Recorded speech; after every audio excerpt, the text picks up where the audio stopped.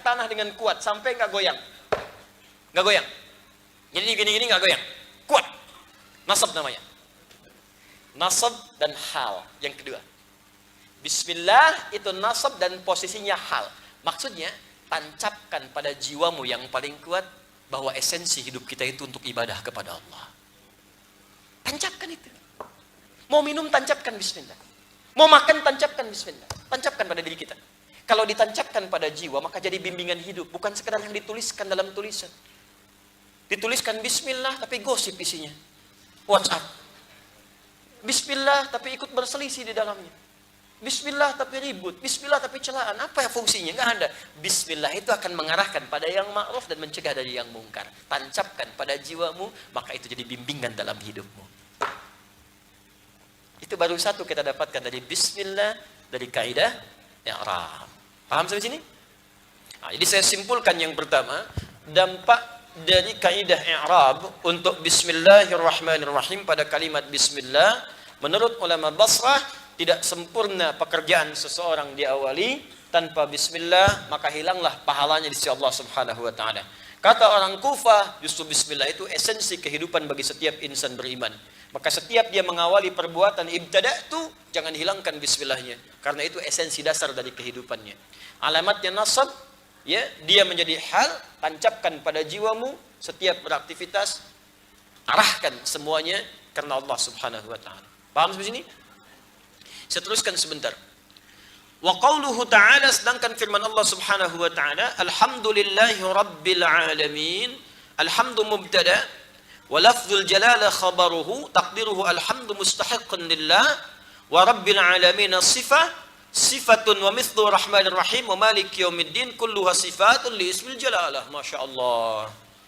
Paham? Tidak. Nah, sekarang kita lihat sini.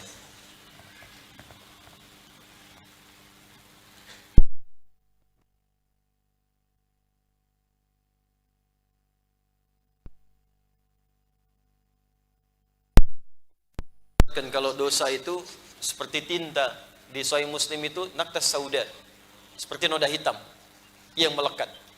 Kalau ringan, dihapus langsung hilang dengan tobat, istighfar. Tapi kalau berat, ya seperti ini, kadang dihapuskan masih ada tuh sekatnya. Enggak, maksudnya apa? Ada dosa-dosa tertentu yang enggak sekedar cukup dengan istighfar di lisan. Mesti ada penyesalan yang dalam. Kadang masih datang ke orang, kalau haknya terkait dengan orang. Utang itu tidak lunas dengan istighfar. Ya, dosanya mungkin hilang, tapi datangi orangnya. Ke orang tua, ke tetangga, ke macam-macam dan sebagainya. Jangan koleksi, karena nanti kalau sudah semakin dikerjakan banyak, seperti ini sulit dihapus nantinya. Dan celakanya, belum tentu orang lain bisa membantu menghapus. Sabar aja. Alhamdulillah. Dah, gini aja dulu. Fokus ini. Ini bagian terakhir pembahasan kita. Sedangkan kalimat alhamdulillah. Fokus ya. Tadi sebelumnya apa? Ingat ya, ingat yang tadi. Sekarang alhamdulillah. Fokus. Alhamdulillah disepakati oleh para ahli bahasa ini yang mubtada. Jadi sudah saya ajarkan kan? Masih ingat? Ya, saya setengah jam lah ngajarin ini. Ini yang mubtada. Masih ingat? Mubtada setiap kalimat yang terletak di awal. Ya, jadi setiap kata yang terletak di awal kalimat, entah itu pekerjaan, entah itu kata benda, ya apapun itu disebut apa? Mubtada. Kalau mubtada butuh apa? Khabar. Pintar. Alhamdulillah. Mubtada butuh khabar. Sebagai penyempurna, nggak sempurna mubtada tanpa khabar. Nggak ada esensi sebuah informasi tanpa khabar. Ini mubtadanya, khabarnya lillah. Lafzul jalalah. Ya, lamnya huruf jar, ini ada dari kata Allah, isim majrur, sibul jumlah, kalimat mahdzufnya mustahiqqun. Semua pujian, ingat alnya, masih ingat yang saya terangkan di pertemuan saat menafsirkan alhamdulillah? Alnya fungsinya istighraq, menunjuk pada semua tanpa kecuali. Jadi kalau ingin menerjemahkan kalimat alhamdu, alnya diterjemahkan dengan segala, semua. Ini disebut dengan istighraq, menunjuk pada semua tanpa kecuali. Lihat sini. Semua pujian itu, semua sanjungan itu nggak ada nilainya. kalau tidak ditujukan kepada Allah Subhanahu wa taala. Khabar. Paham? Ayo praktekkan rumus tadi. Masih ingat khabar tadi? Semua pujian kalau cuma alhamdulillah aja nggak jelas. Semua pujian, segala pujian, apa maksudnya? Segala pujian, hadirin sekalian, apa? Apa maksudnya? Gak jelas, gak sempurna. Lillah, semuanya yang berhak menerima hanya untuk Allah Subhanahu wa taala. Jelas sampai sini? Nah, tapi belum selesai kalimatnya. Lihat sini.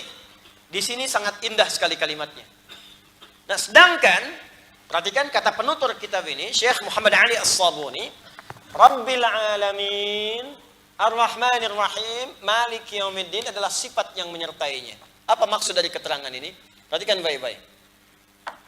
Bapak Ibu sekalian, jika kita terbiasa meniatkan segala hal dikerjakan karena Allah, dan saat menerima sesuatu kita arahkan pujian semuanya karena Allah, maka semua keberkahan di sifat-sifat Allah yang Rabbul Alamin, Ar-Rahmanir Rahim, Maliki Yaumiddin akan diberikan kepada kita sebagai karunia Allah Subhanahu wa taala. Allah kemudian memberikan logika yang sangat ringan kepada kita. Tapi sekaligus juga mengingatkan kita. Nih, saya mau tanya pada antum. Biasanya kalau kita bertemu dengan yang punya kedudukan, kita memujinya dulu kan? Dan mustahil ada yang mencela. Antum kalau bertemu atasan pasti muji. Jarang ada yang nyela. Dasar nggak becus pimpin perusahaan, besok dipecat. Ya ASN pada pimpinannya bilang seperti itu. Ya udah hari itu juga berhenti. Ya pasti muji itu, muji apapun itu, mau di kantor mau di mana pasti muji. Ya, itu yang punya kedudukan. Jadi Anda yang kecil aja Anda puji. Sekarang kata Allah saya yang menciptakan semua alam. Berarti saya yang lebih berhak untuk dipuji. Berarti saya yang lebih berhak kata Allah untuk dipuji. Kalian ini, kalian yang kecil-kecilnya di dunia, yang punya kedudukan yang kecil yang aku wafatkan kalian puji, maka aku yang menciptakan semua alam dan merawat yang engkau puji. Maka jika ada pujian, maka aku lebih berhak untuk menerima semuanya dibanding yang kecil-kecil itu. Akulah Rabbul Alamin. Sedangkan Rabb itu sifat rububiyah. Rububiyah itu perawatan, pemberian segala, saat butuh diberikan, saat sakit yang menyembuhkan, saat salah yang memaafkan, saat dosa yang mengampuni, saat minta dia yang memberikan, saat berdoa dia yang mengabulkan. Itu sifat rububiyah namanya. Kalimat pemiliknya disebut Rabb. Makanya setiap kita minta menggunakan kalimat Rabb. Rabbana atina fid dunya wa fil akhirati, pakai Rabb. Rabbana la tu'akhidna in nasina. Rabbana wa la tahmil alaina isran kama hamaltahu alal ladzina. Rabbana wa la tuhammilna ma la taqata lana bi. Rabbana zalamna wa illam taghfir wa tarhamna lanakunanna minal Rabb. Rabbi ighfirli wa li warhamhuma kama rabbayani. Selalu Rabb. Kenapa? Karena kita minta kepada Allah, karena tahu Allah yang merawat. Kita punya salah pengen diampuni, Rabbana zalamna anfusana. Rabbana la tu'akhidna in nasina wa akhtana. Kita pengen orang tua kita dirahmati, Rabbighfirli wa li walidayya warhamhuma. Rabb. Kita pengen dunia senang, akhirat senang, Rabbana atina fid dunya hasanah. Karena Allah yang punya, Rabb. Nah kata Allah, kalau kalian ingin semua kemudahan itu, maka arahkan semua pujian kepada Allah. Awali dengan bismillah, tutup dengan hamdalah. Maka keberkahan itu diberikan. Makanya dulu guru-guru saya selalu mengajarkan begini, kalau minum, buka dengan bismillah. Maksudnya sebelum minum, bismillah. Selesai minum, hamdalah. Puji Allah. Maka minuman ini akan berkah. Walaupun cuma satu teguk, maka dia akan jadi energi untuk beribadah kepada Allah Subhanahu wa ta'ala. Silahkan cek, jarang ada ustadz makan banyak tuh, jarang. Kecuali di tempat orang soleh, pasti rakus makannya. Pasti banyak makan itu. Ya, tapi jarang. Ulama dulu itu sedikit makan, sedikit minum. Ya, sekarang kan kembali ya, sedikit-sedikit makan, sedikit-sedikit minum. Itu berkah itu Pak, nggak percaya silahkan. Ya, bahkan ada Syekh Sya'rawi mengatakan, riwayat yang tersambung ke atas, beliau sang mufassir besar, setiap minuman ataupun makanan, jika kita memulai dengan bismillah dan mengakhiri dengan hamdalah, maka tidak ada sedikit pun bagian untuk setan mendapatkannya. Tidak dapat bagian. Kalau sudah setan tidak dapat, maka sudah, artinya keberkahannya sempurna 100%. Mia fi mia. 100% berkah. 100% sempurna. Nah saya tanya sama antum, dari sekian antum makan dan minum sampai sekarang, berapa yang sudah jadi bismillah dan hamdalah? Nih, pakai pakaian, bismillah enggak? Selesai hamdalah enggak? Doanya dipakai enggak? Oh. Tuh, coba kita mau tidur bismillah, bangunkan alhamdulillah. Alhamdulillahzi ahyana ba'da ma matana wa ilaihin nusyur. Itu kan diajarkan terus tiap hari. Disandingkan. Nah, kalau itu dikerjakan dengan baik, makanya setelah Rabbil Alamin muncul lagi Rahman dan Rahimnya. Coba kan Allah nggak cukupkan pada kalimat Bismillahirrahmanirrahim. Begitu hamdalah dimunculkan, Rahmannya ditambah, Rahman dan Rahim. Rahman sifat dunia, Rahim sifat akhirat. Diberikan kemudahan rahmat dunia, rahmat akhirat diberikan. Malik Yaumiddin, rahmat di hari penghisaban. Saat semua merasakan kesulitan, ketakutan luar biasa. Ya, mohon maaf, semua berlari. Dia nggak peduli mau teman, bapak ibu pun ditinggalkan. Wa ummihi wa abi wa sahibati wa bani. Ya, semua ditinggalkan, nggak kenal lagi. Maaf ya Pak, Bu, tolong renungkan dengan baik. Renungkan ya Allah, Allahu Akbar, Allahu Akbar, Allahu Akbar. Kalau terjadi gempa aja, kan semua lari Pak. Udah nggak peduli teman. Gempa digoyang aja lari semua. Coba Allah, apa nggak sadar gitu ya? Nggak kerasa kita akan menghadapi situasi itu. Ini kan banyak tandanya sekarang, banjir. Sudah semuanya capek macam-macam. Nanti gempa semua lari itu. Lari. Nggak peduli. Nggak teman akrab. Nggak peduli. Itu kan tanda-tanda kecil. Nanti lebih dahsyat lagi. Semua ditinggalkan. Udah nggak peduli bapak, nggak peduli ibu, nggak peduli macam-macam. Kecuali ada iman yang sangat kuat melekat pada jiwa. Amal soleh yang dikumpulkan. Orang-orang itu tenang. Makanya meninggalnya pun tenang. Ya Tuhan nafsul mutmainnah, tenang. Di kuburannya tenang. Di akhirat pun dibersamakan dengan keluarganya. Apalagi ahli Quran, udah itu kumpul. Kalau keluarga sering tilawah, rajin, saling mendoakan, itu kumpul tenang. Tapi akan terjadi satu situasi yang dahsyat. Nah, rahmat Allah diturunkan pada hari hisab. Semua orang itu tegang semuanya, makhluk tegang, takut. Ada yang pengen nukar dengan harta yang pernah dapatkan di dunia, nggak bisa kata Allah, nggak bisa. Ada yang pengen lari, ada yang majukan ininya, majukan itunya, ada yang berdebat, ada yang anak buah bilang karena pimpinan saya ini ya Allah nih, saya nggak pernah sholat nih. Karena dia ya Allah saya meninggalkan sholat. Karena dia ya Allah saya maksiat. Timpakan azab kepada 2 kali lipat ya Allah. Saling berdebat.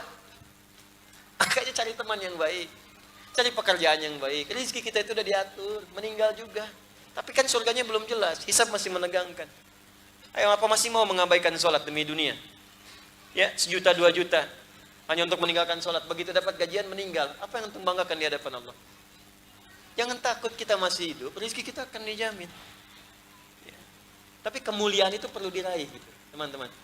Itu tolong ingat baik-baik. Mungkin nanti kalau saya wafat ada yang mengajarkan, yang lain. Ingat itu. Ya, kita satu saat akan kembali, akan pulang kita. Jadi diingat yang betul, perbaiki lagi. Sering istighfar, malam-malam bangun. Nggak harus semua tahu. Mungkin pasangan kita lihat tuh kalau capek, nggak harus dibangunkan. Kita lah yang istighfar. Tatap wajahnya satu-satu. Dan itu indah nanti. Coba usahakan nanti bangun lihat. Lihat anak.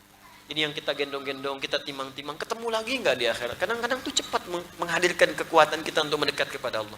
Lihat istri, kalau dia kuat, pesan bangunkan. Kalau tidak, ya sudah kita sholat, istighfar. Minta sama Allah, ya Allah satukan lagi kami, ya Allah. Kami nggak tahu malam ini tidur bangun lagi atau tidak. Minta. Itu insya Allah hati tenang, lapang. Terus berkah tuh datang. Kalau berkah datang tuh ringan semua. Ini saya lihat orang ngejar dunia sampai berkelahi, berselisih, sampai ribut. Untuk apa gitu? Ya yang politikus begitu, yang ini begitu, yang itu begitu. Bahkan orang majlis taklim kok pada rusuh untuk apa? Ya antum tuh belajar apa gitu? Kok ikut majlis taklim saling mencela, saling ribut, saling berselisih? Apa yang dicari? Kalau nyari ridha Allah tuh nggak akan begitu. Nikmat hidup itu, zikir tuh nikmat, kerja tuh nikmat, aktivitas tuh nikmat insya Allah. Nah itu tolong pelan-pelan kita hadirkan lagi. Nah kembali ke sini. Nanti Malik Yaumiddin disebutkan di sini, Rabbil Alamin, Rahmanir Rahim, Malik Yaumiddin itu sifat semua. Sifat untuk apa? Kalau benar bismillahnya, benar hamdalahnya, semua pujian karena Allah, ikhlas kita lillah. Pekerjaan kita ikhlas. Jangan niatkan hanya untuk dapat pujian manusia. Ikhlas saja kerjakan karena Allah. Dunia datang. Kalau kita benar ikhlas pekerjaan, ibu rawat anak ikhlas bu, ikhlas. Suami ikhlas bekerja, semua ikhlas. Niatkan bismillah. Nanti sifat-sifat Allah yang tadi akan datang dengan rahmat dan berkahnya. Rahman Rahim datang. Rahmat Allah untuk dunia disebut Rahman. Rizki dunia Rahman, keturunan Rahman. Uang banyak tapi anak terjerat narkoba, sering tawuran. Apa berkahnya di situ? Capek antum cari uang banyak. Untuk apa? Tapi ketika berkah datang, walaupun yang diterima itu kelihatan sedikit, tapi jadi semua. Bukan orang tua serabutan tapi anaknya di pejabat, militer tingkat tinggi, macam-macam dan sebagainya. Itu Masya Allah, berkah di situ.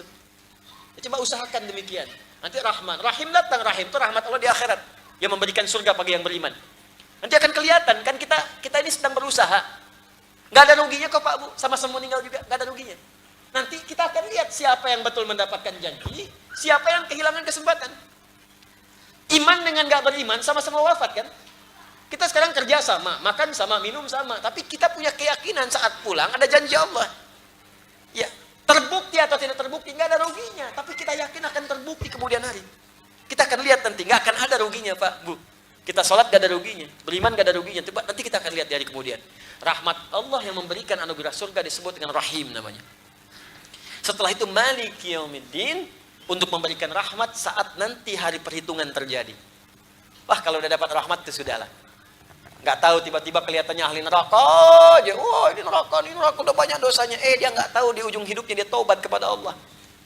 Oke, di Al-Arba'in itu masih ingat? Ada orang yang disangka perbuatannya sudah banyak maksiat, seakan-akan sehasta lagi masuk ke neraka. Tiba-tiba tercatat dalam kitabnya. Maksudnya apa? Dia berikhtiar tuh. Dapat bimbingan dengan petunjuk Allah, dia taubat. Begitu taubat meninggal masuk surga. Oke, jangan nyimpulkan dulu diri soleh. Saya sering katakan Allah lebih cinta pada pelaku maksiat yang taubat dibandingkan orang soleh yang tidak pernah merasa salah. Ya, kita belajar sedikit aja, nggak usah banyak-banyak. Yang penting isinya kita amalkan dalam kehidupan. Nah, ini kita baru belajar i'rab, baru 2 pembahasan, yaitu pertama tentang esensi bismillah dalam tinjauan i'rab, yang kedua alhamdulillah disertai dengan sifat-sifat sampai ke sifat maliki yaumiddin. Nanti yang ketiga dan keempat kita sambungkan di pertemuan berikutnya. Ini hanya butuh 15 menit saja.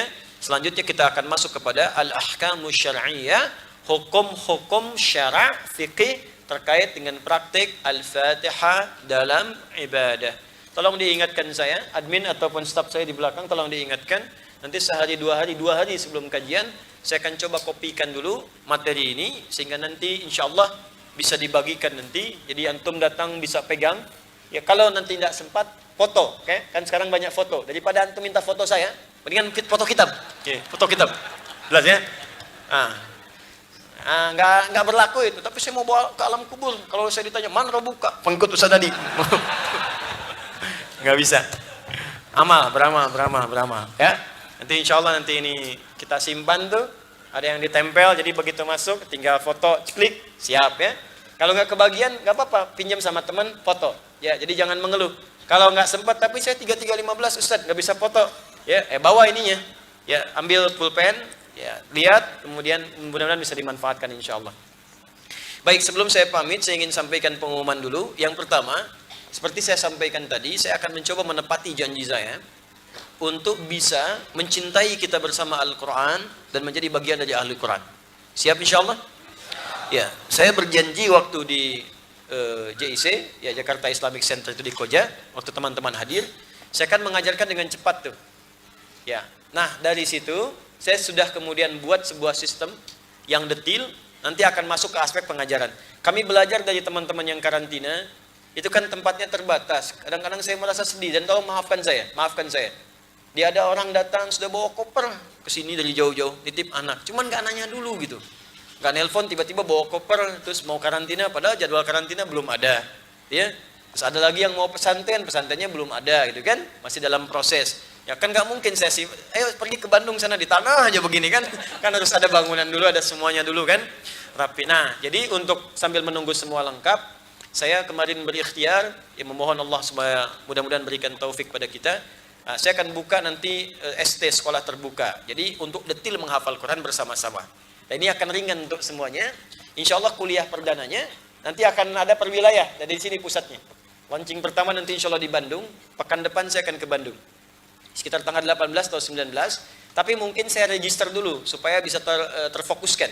Nanti nggak yang belum masuk di jadwal itu, nanti jadwal selanjutnya. Ya. Di situ bagaimana sistemnya? Nanti saya akan berikan kuliah umum. Setelah itu dibuat kurikulum selama setahun sampai wisuda. Di selama setahun ini akan saya ajarkan cara menghafal yang paling ringan setiap hari. Tapi semua harus komitmen dan diregister. Ya, dan nggak ada biaya. Ya, saya berikan semua gratis karena kita ingin menuju Allah Subhanahu wa taala. Cuma nanti syaratnya kalau ingin bergabung, saya berikan pendidikan untuk wakaf. Yang penting setiap orang mesti wakaf buku, supaya buku itu dibagi lagi pada orang lain. Jadi antum menghafal, antum bersedekah dengan membagi. Sama-sama dapat bagian di situ. Setelah itu kita belajar sama-sama. Jadi nggak ada pungutan uang-uang dengan saya, nggak ada.